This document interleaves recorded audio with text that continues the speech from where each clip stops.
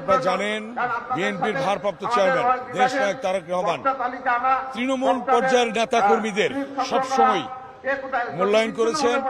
তাদের বক্তব্য শোনার জন্যই আজকে তিনি এই বর্ধিত সভা ডেকেছেন এবং বর্ধিত সভার মধ্যে যে বক্তব্য আসবে তৃণমূল থেকে সেই বক্তব্যের ভিত্তিতে পরবর্তী সিদ্ধান্ত নেবেন গণতন্ত্র পুনরুদ্ধারের লক্ষ্যে এবং দেশ পরিচালনা কিভাবে হবে যে ৩১ দফা দিয়েছে সেই লক্ষ্যকে সামনে রেখে আগামী দিনে আমাদের কি করণীয় সেই প্রত্যয় নিয়ে আজকে আমরা এখানে এসেছি।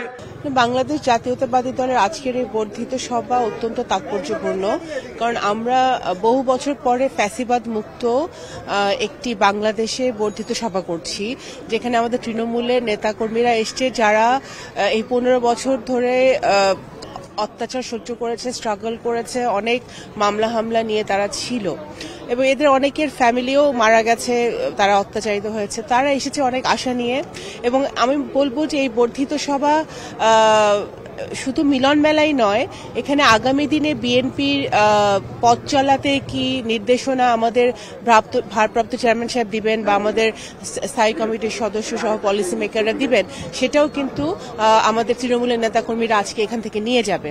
আমাদের মূল দাবি হচ্ছে গণতান্ত্রিক পথে তাড়াতাড়ি উত্তরণের যে ব্যবস্থা সেটা গ্রহণ করা এবং ফেস্টিভালের দোষর যারা রয়েছে তাদের অবিলম্বে গ্রেফতার, দৃষ্টান্তমূলক শাস্তি বিধান করা এবং যারা এর বহু রক্তের বিনিময়ে যে অর্জিত ফসল নষ্ট করতে চাচ্ছে, বিভিন্ন ছল ছাত্রীরা আশ্রয় গ্রহণ করে গুপ্ত ঘাতকের মতো এবং ছদ্মবেশে এবং বিভিন্ন প্ররোচনায় সকল কিছুর দিকে সতর্ক নজর রেখে এই সরকার যাতে গণতন্ত্র উত্তরণের জন্য কার্যকরী পদক্ষেপ গ্রহণ করে। আমাদের এই যে বর্ধিত সভা সেটি হয়েছিল ১৯৯৭ সালে, আর এই আজকে ২০২৫ হচ্ছে। তো আমাদের আনন্দ এবং উচ্ছ্বাসের জায়গা থেকে বলছে আমাদের অসম্ভব ভালো লাগা এখানে কাজ করছে।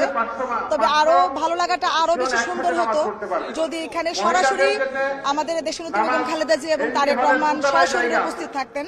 ভিডিও কনফারেন্সের মাধ্যমে উনি অবশ্যই আজকে বার্তা দিবেন এবং যে বার্তাটি দিবেন বলে আশা করছি সেটি অবশ্যই বাংলাদেশের ১৮ কোটি জনগণের উদ্দেশ্যেই হবে।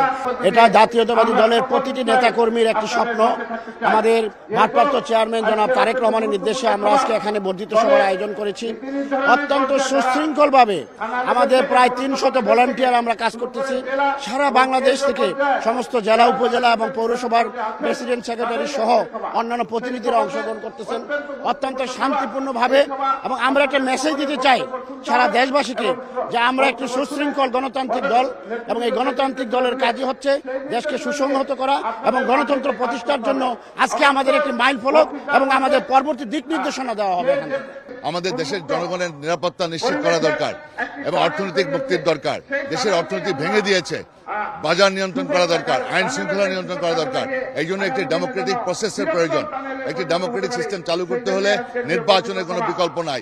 অবিলম্বে বর্তমান অন্তর্বর্তীকালীন সরকার জনগণের ভোটের মালিকানা ফিরিয়ে দেওয়ার জন্য অবশ্যই জরুরি কিছু সংস্কার শেষ করে একটি নির্বাচনের মাধ্যমে সম্পন্ন করে একটি জনগণের মালিকানা প্রতিষ্ঠা করবে, গণতন্ত্র প্রতিষ্ঠা করবে, গণতান্ত্রিকভাবে দেশ পরিচালিত হবে, এটাই আমাদের প্রত্যাশা।